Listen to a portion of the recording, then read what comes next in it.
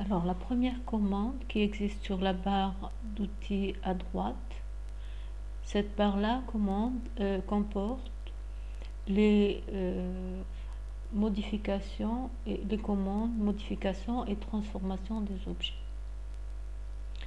Le premier mode ou la première commande, c'est la commande effacer. Donc je prends la commande, je clique sur l'icône. Le curseur, à ce moment-là, le curseur devient un petit carreau. Et dans la barre d'état, j'ai sélection d'objets. En bas, j'ai sélection, la barre de dialogue. Dans la barre de dialogue, j'ai sélection d'objets. Ça veut dire que je vais sélectionner l'objet que je dois supprimer. Donc, soit je sélectionne un objet ou je sélectionne plusieurs objets. Je peux faire aussi un balayage. Donc, si je prends par exemple un objet et je dois valider avec entrée du clavier, à ce moment-là, l'objet que j'ai sélectionné est supprimé.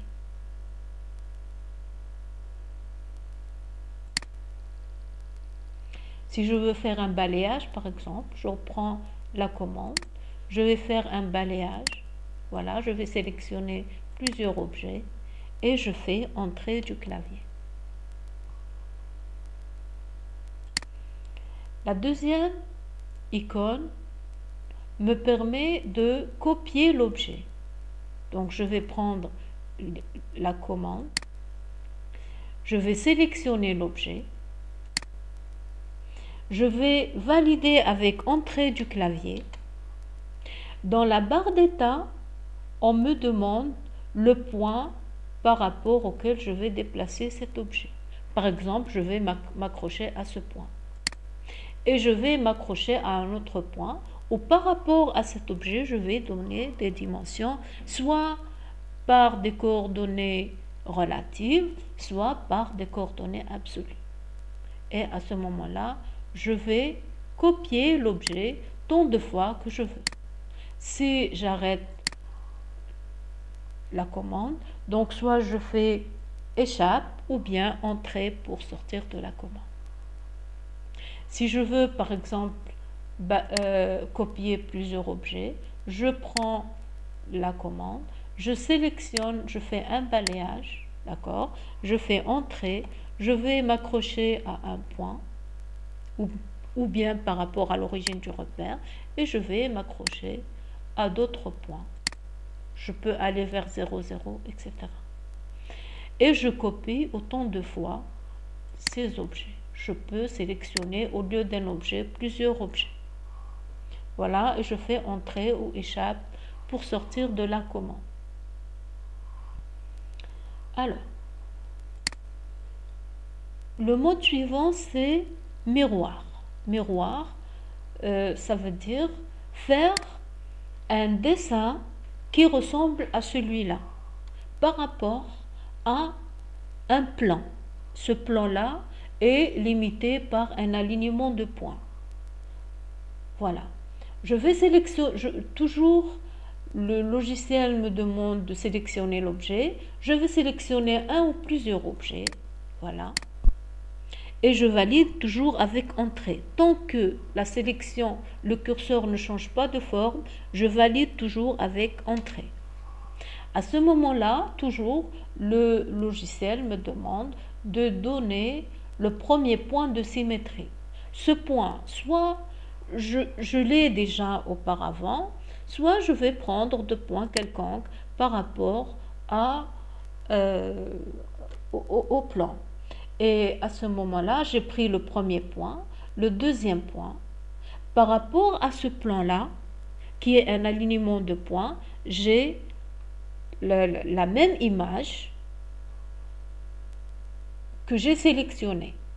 Donc, je donne les coordonnées du point suivant, l'image va disparaître.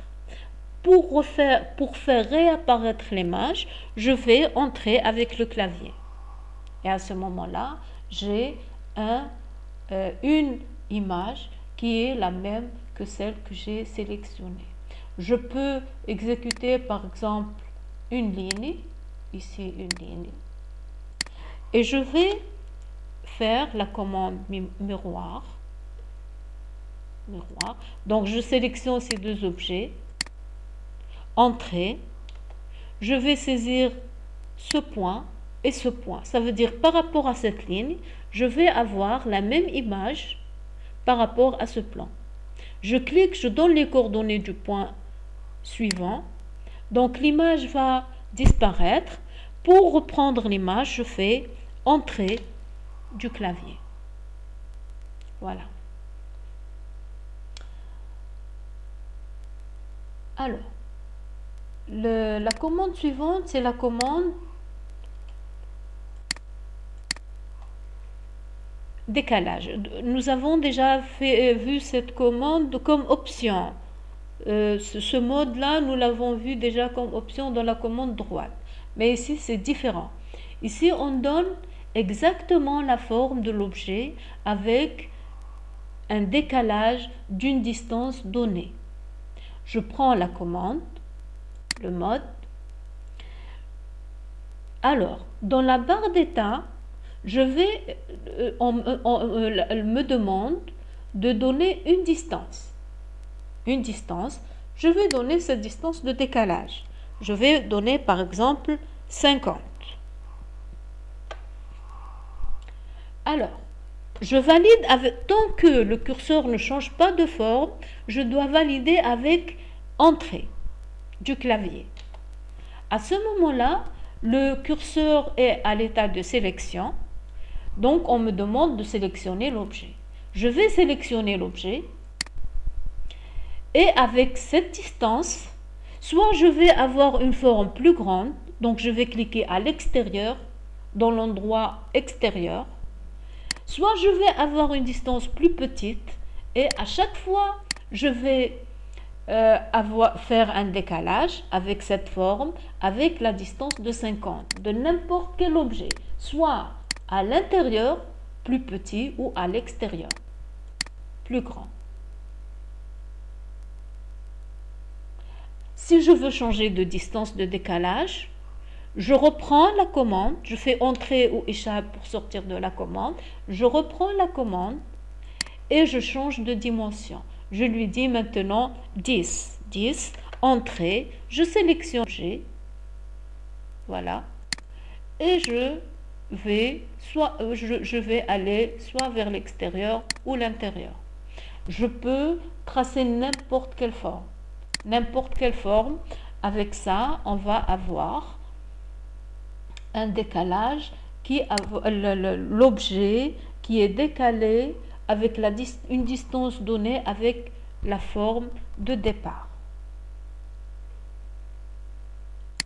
Voilà, par exemple, une ligne, je vais faire un arc.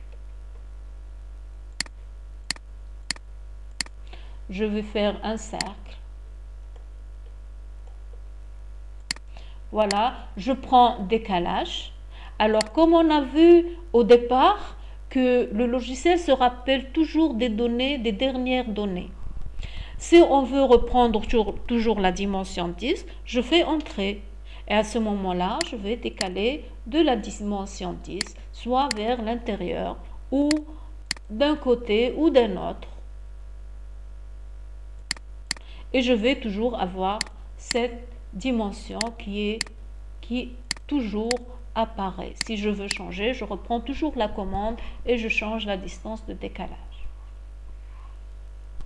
Donc voilà.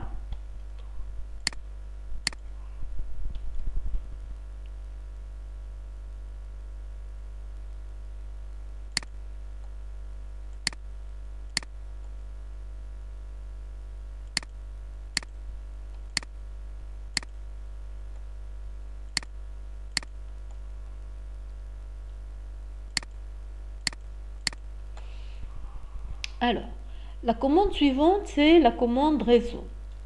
Alors, qu'est-ce que ça veut dire un réseau? Ça veut dire à partir d'un objet, on va créer plusieurs objets avec la même forme. Avec la même forme, donc suivant, soit par rapport à un centre, soit par révolution ou par rapport ou suivant des lignes et des colonnes suivant un rectangle. On a l'impression que ces lignes et ces colonnes sont incorporées dans un rectangle. Alors, on va voir la commande, donc commande réseau. Alors, on a cette forme-là. Ici, le nombre de rangées, ça veut dire le nombre de lignes. On peut proposer comme je peux changer. Alors, si je peux changer dans le tableau, comme je peux aller ici dans ce carreau-là, browse, et je vais vers la barre d'état. D'accord? Donc, alors, ici j'ai l'icône réseau rectangulaire. Ça veut dire ici je vais faire un réseau suivant un rectangle avec des lignes et des colonnes. Alors je prends ici 6 rangées, je peux prendre le nombre que je veux et je vais prendre ici 8 colonnes. 8 colonnes. Alors, ça c'est l'espacement entre les lignes et les colonnes. Soit je fais browse et à ce moment-là je vais travailler dans la barre d'état, soit je vais écrire directement ici. Et je prends par exemple entre les lignes, je prends alors ici je prends 100 entre les lignes et je prends 150 entre les colonnes. Alors ce rectangle là, c'est un rectangle de forme 0, d'angle 0 par rapport à l'axe des cosinus. Voilà, angle du réseau. 0, ça veut dire ici, le rectangle est droit. La première ligne, le premier côté est confondu avec l'axe des cosinus. Alors, je vais ensuite, j'ai donné des dimensions, je vais sélectionner l'objet. Je vais sélectionner l'objet, je fais un balayage, je fais entrer et je vais voir si cet objet est bien positionné avec l'espacement et le nombre que j'ai donné. Alors, si je fais OK, ça veut dire que je ne peux rien plus changer. Mais par contre, je fais aperçu pour voir la disposition de mon réseau dans l'écran. Alors, qu'est-ce que j'ai vu ici? On voit que les lignes et les colonnes n'existent pas. Les objets sont dans le nombre 8 et 6, suivant les colonnes et les lignes, mais on ne voit pas d'espacement. Donc, pour reprendre, je fais échappe. À ce moment, je reprends échappe du clavier. Et à ce moment-là, je vais reprendre le tableau. Alors, je reprends le tableau. Ici, je vais faire 1000, l'espacement 1000. Et ici, je vais faire 1500. Et je fais toujours aperçu. Alors voilà, je vois que mon réseau est bien situé. Si je veux toujours changer d'espacement entre la ligne et entre la colonne, je peux toujours changer. Sinon, donc ici j'ai un rectangle droit. Ça veut dire le premier côté est suivant et parallèle à l'axe des cosinus et suivant l'angle 0. Alors je vais prendre échappe et au lieu de prendre l'angle 0, je vais prendre un angle de par exemple 30. Je vais prendre l'angle que je veux. Je vais aussi, si je veux écrire dans la barre d'état, c'est pareil. Je clique ici et je vais écrire ici. Ça me donne le même résultat. Et toujours, je continue à voir aperçu. À ce moment-là, qu'est-ce qu'on va voir? On va voir que le premier côté du rectangle est incliné d'un angle de 30 degrés par rapport à l'horizontale, qui est l'axe des cosinus. Et quand je vois que mon réseau est bien fait, donc je fais entrer, soit je fais échappe et je fais OK, soit je fais directement entrée du clavier. À ce moment-là, je ne peux rien changer de mon réseau. Donc le réseau est fait, on ne change plus rien. Donc voilà concernant le réseau rectangulaire. Alors je reprends la commande. Alors je fais entrer. Je reprends la commande.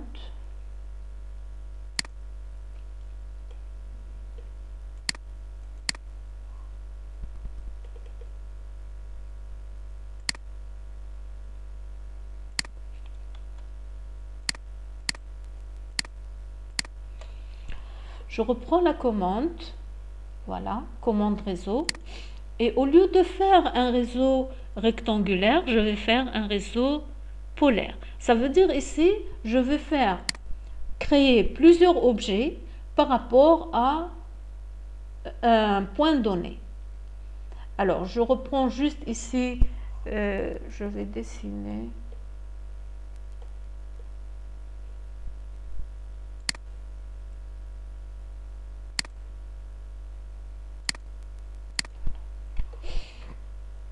Alors, je vais prendre le réseau, je vais prendre le réseau polaire. Alors, dans ce tableau, qu'est-ce que je vais lire?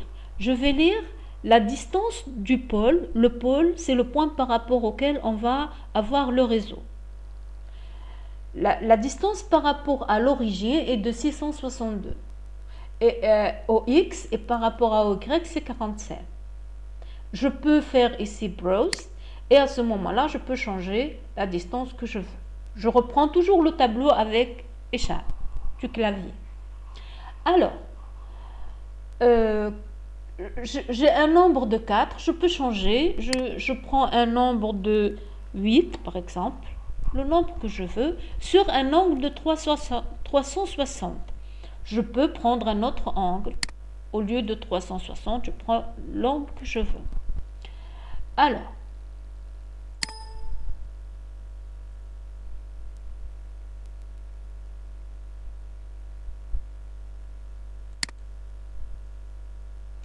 je sélectionne l'objet,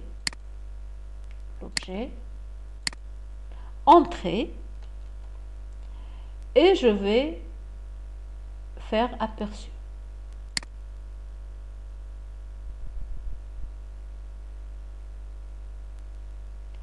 Alors, là, mon objet a fait un réseau polaire par rapport aux dimensions qui étaient indiquées dans le tableau, aux dimensions par rapport à cette dimension, au X, au Y. Alors, si je veux, moi, je veux faire un réseau par rapport à l'origine. Je vais écrire 0 ici et 0 ici. Voilà.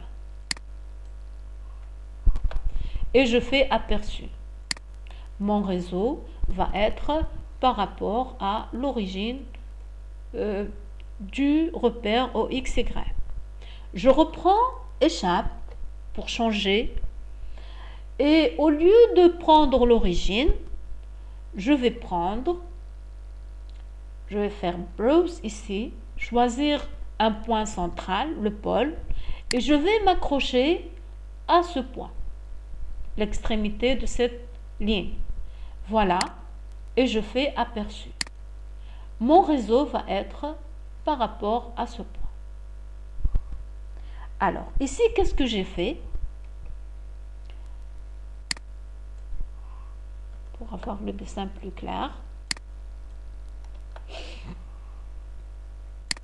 Voilà. À partir de ce dessin-là, j'ai fait un réseau par rapport à l'origine du repère. Le dessin est dans son même positionnement. Si je veux orienter ce dessin par rapport à un point donné, je reprends et je vais faire pivoter les éléments copiés. D'accord? Faire pivoter les éléments copiés. Alors, ici, j'attire votre attention.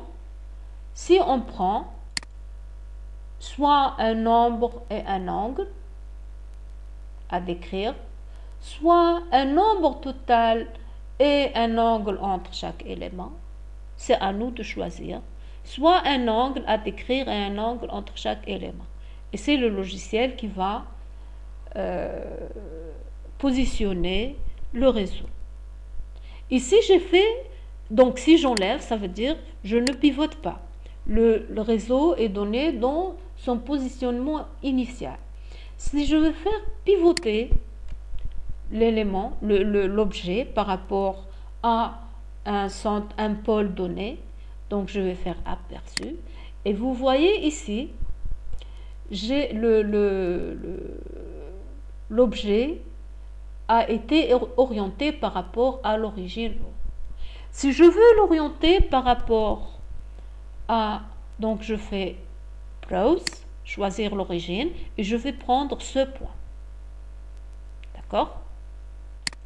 Et je fais aperçu. Voilà. Donc l'objet, il est orienté par rapport à ce pôle. Alors, si je vois que j'ai terminé avec la commande, je fais Entrée. Voilà. Et voilà, je ne peux plus rien changer maintenant. Donc voilà, concernant la commande réseau. Dans la commande suivante, le mode déplacer. Donc je sélectionne l'objet, je sélectionne le mode, je sélectionne l'objet. Voilà. Je valide avec Entrée. Je saisis un point, je m'accroche un point et je me déplace vers un autre point. Soit je m'accroche à un endroit, soit je vais donner des coordonnées par rapport à l'origine du repère. Je peux déplacer autant d'objets que je veux. Je sélectionne, Entrée, je m'accroche à un point et je déplace vers un autre point.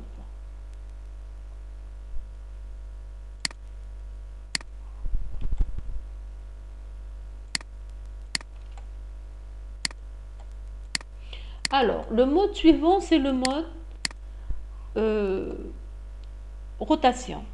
Alors, je sélectionne le mode, je vais sélectionner l'objet, Entrée du clavier, je m'accroche à un point et je donne l'angle de rotation. Il faut toujours la référence revenir à la barre d'état, la barre de dialogue. On me propose ici 0, c'est toujours par rapport à l'axe des cosinus, je lui dis 30, Entrée.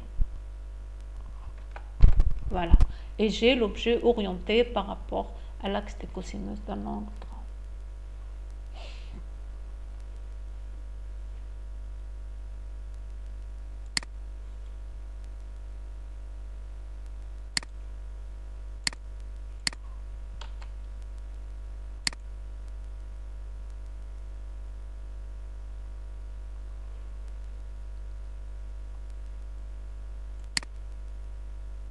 Alors, je vais essayer de faire plusieurs objets pour pouvoir faire la commande suivante. Alors, le mode suivant, c'est la commande échelle. Échelle, ça veut dire on va faire agrandir l'objet avec un nombre suivant une dimension plus grande ou une dimension plus petite, suivant une échelle donnée. Alors, je sélectionne l'objet, je fais Entrée pour valider. Alors, le point de base, par rapport à quoi je vais faire agrandir l'objet, je sélectionne le point de base et je donne le facteur d'échelle.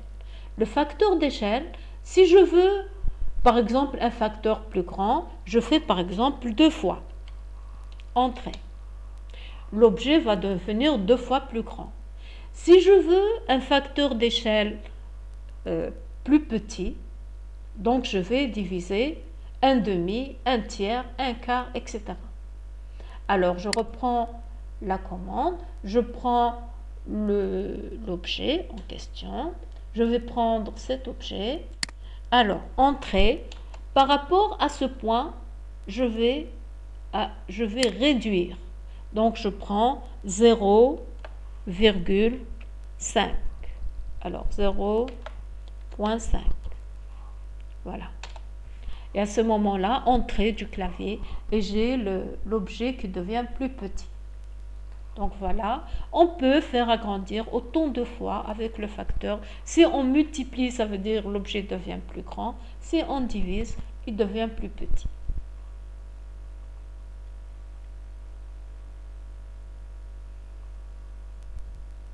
Alors, la commande suivante, c'est étirer.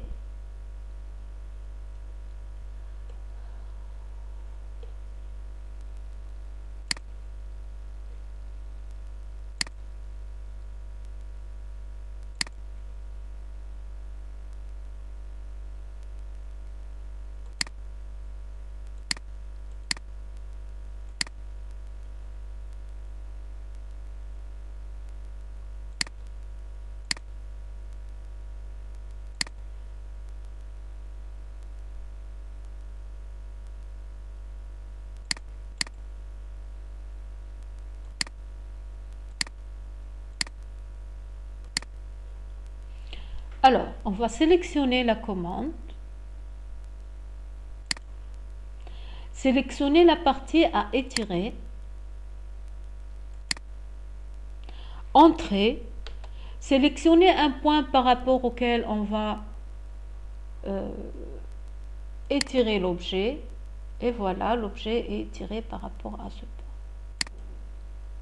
On peut étirer suivant n'importe quelle direction, comme on peut étirer suivant une direction orthogonale. Je reprends la commande, voilà. Je prends la commande étirer, je sélectionne la partie à étirer, entrer, je sélectionne un point et je vais étirer suivant ce sens-là. Ici, j'ai le mode orthogonal, je peux désactiver et je vais étirer dans n'importe quelle direction, en haut, en bas, comme je veux.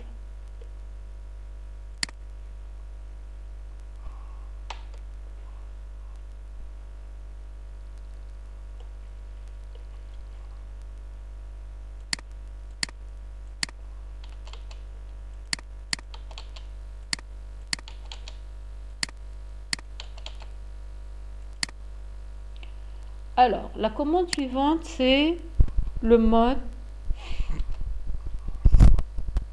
ajuster. Ajuster, ça veut dire on va couper. Alors, le curseur prend la forme sélection d'objets, donc choisir les objets. Alors, je vais sélectionner une direction, un plan. Par rapport à ce plan-là, tous les objets qui vont le traverser peuvent être coupés. Donc, je fais entrer. Et si je veux couper cet objet, voilà, de ce côté-là, de ce côté-là, alors tous les objets qui traversent cet objet-là vont être limités par ajuster. Alors, maintenant, si je clique, je ne vais rien voir parce que j'ai déjà coupé, j'ai fait l'ajustement, donc l'autre partie reste. Si par contre, je vais prendre la commande, ajuster, et dans la barre d'état, j'ai une proposition, sélectionner tout. Alors, si je veux sélectionner tout, ça veut dire tous les objets vont être coupés par rapport à d'autres.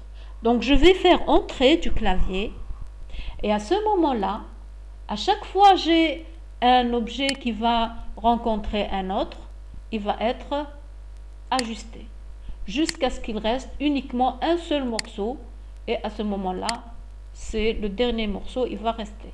Pareil, pour n'importe quel objet, il va être ajusté par rapport à n'importe quel autre objet. Donc ici, nous avons fait la sélection entrer, ça veut dire j'ai accepté la proposition. Sélectionner tout.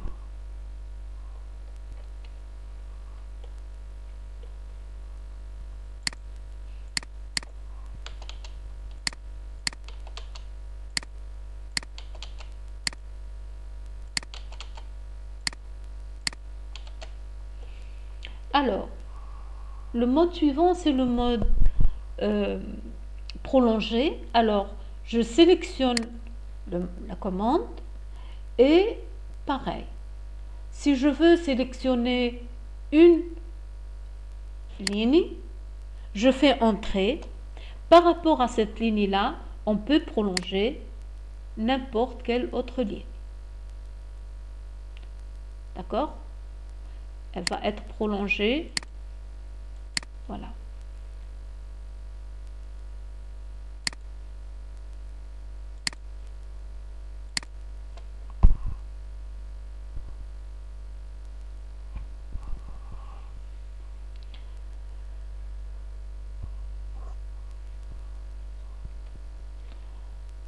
J'ai aussi l'option, plutôt la proposition sélectionner tout. Donc je fais entrer et à ce moment-là, je vais prolonger.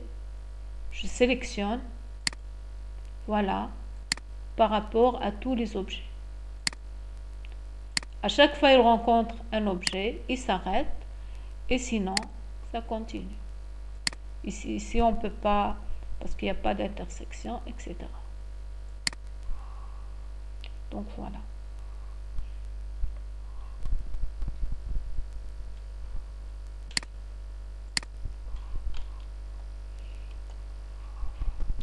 Alors, la commande suivante, c'est couper au niveau d'un point. Qu'est-ce que ça veut dire? Ça veut dire j'ai une forme.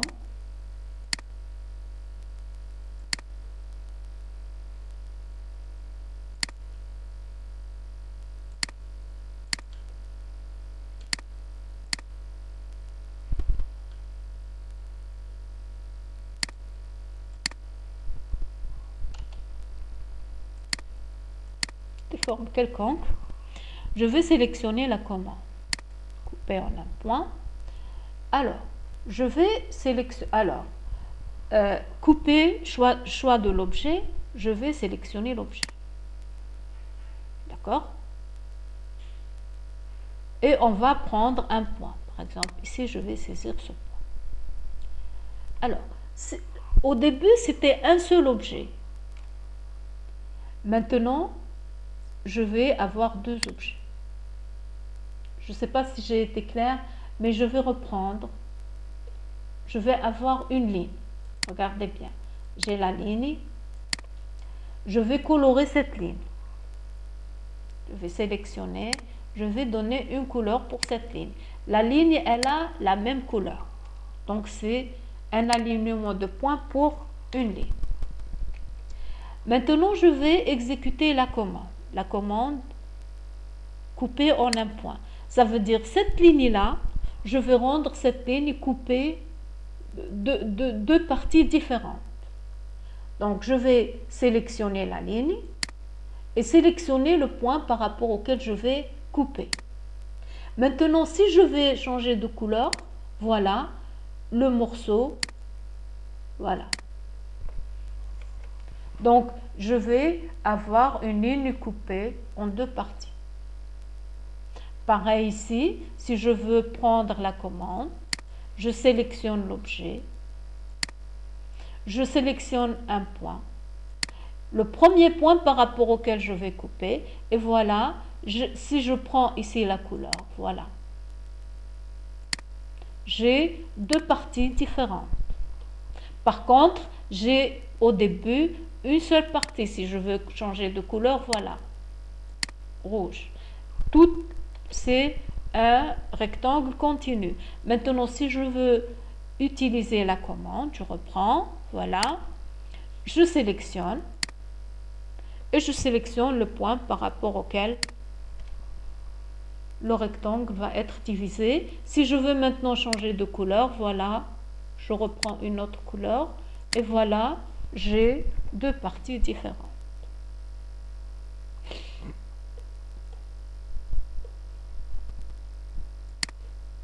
Je reprends toujours un alignement de points. Je reprends un rectangle et un cercle. Voilà. Alors, la commande suivante, c'est la commande coupure. Alors, je sélectionne la ligne et je sélectionne un point par rapport auquel je vais couper. Voilà. Ici, j'ai coupé, je n'ai pas divisé l'objet en deux objets, mais j'ai coupé carrément, j'ai enlevé une partie de l'objet. Pareil, je vais reprendre la commande. Je vais saisir un point et ensuite un autre point. Et j'ai coupé. Pareil, je reprends ici, je prends le cercle, je sélectionne le cercle, je prends un point, comme je peux prendre des coordonnées. La commande suivante, c'est joindre. Alors, je vais sélectionner l'objet. Je vais sélectionner le premier objet, le deuxième, et je fais entrer.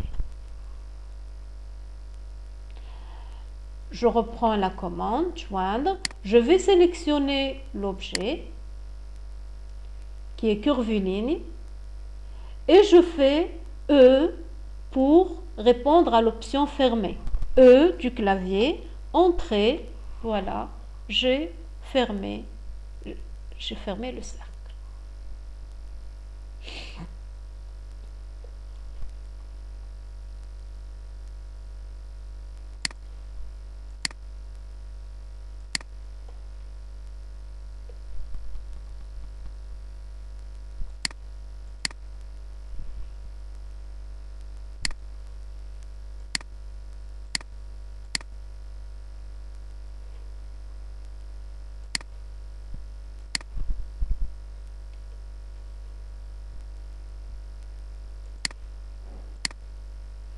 Alors, la commande suivante, c'est le mode chanfrein.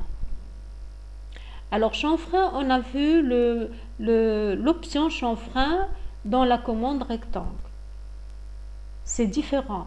Dans la commande rectangle, si on prend l'option chanfrein, c'est tous les coins qui vont être chanfreinés. Par contre, si je prends le mode chanfrein, je ne peux chanfreiner que les côtés dont j'ai besoin.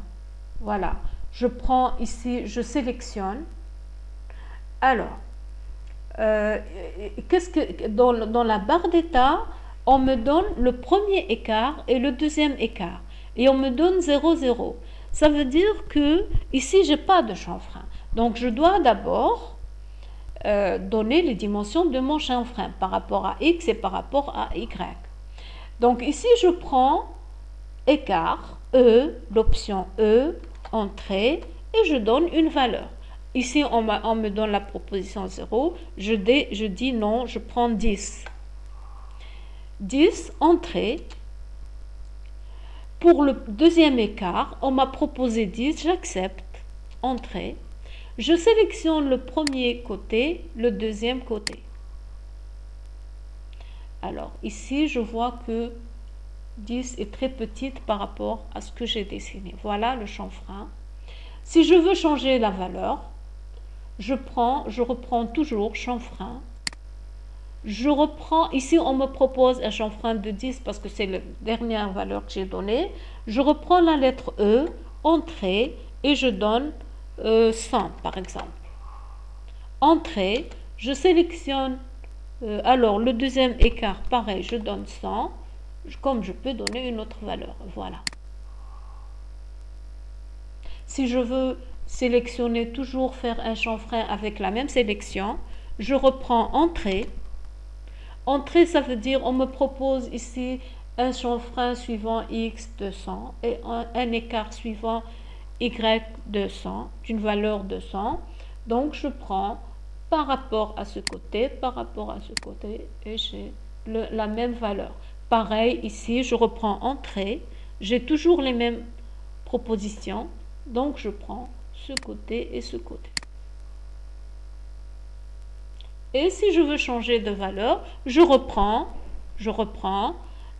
soit la commande, soit entrée, et je tape la lettre E pour changer de valeur. Alors, la commande suivante, c'est le mode raccordement. Toujours, on a vu ce mode-là dans l'option raccordement dans la commande rectangle, mais ici, c'est pas, on ne peut faire le raccordement que dans un coin donné, un rectangle ou bien un alignement donné. Alors, ici, on me propose un rayon dans la barre d'état de rayon 0, ça veut dire que je n'ai pas de raccordement. alors je vais donner rayon, la lettre R, je vais réaliser un rayon, R, entrée. On me propose une valeur de 0, je donne une valeur par exemple de 200. Entrée. Le curseur devient à l'état de sélection. Je sélectionne le premier côté, je sélectionne le deuxième côté. Pareil, je reprends entrée, je vais sélectionner le premier côté et le deuxième côté, peu importe l'orientation de l'alignement. J'ai toujours le rayon de la valeur que j'ai donnée. Si je veux changer de valeur, je reprends soit entrée ou commande raccordement. Je reprends R, entrée, je prends 400. Entrée, voilà, j'ai une valeur de un rayon de raccordement de 400. Je reprends entrée avec la même valeur, voilà, j'ai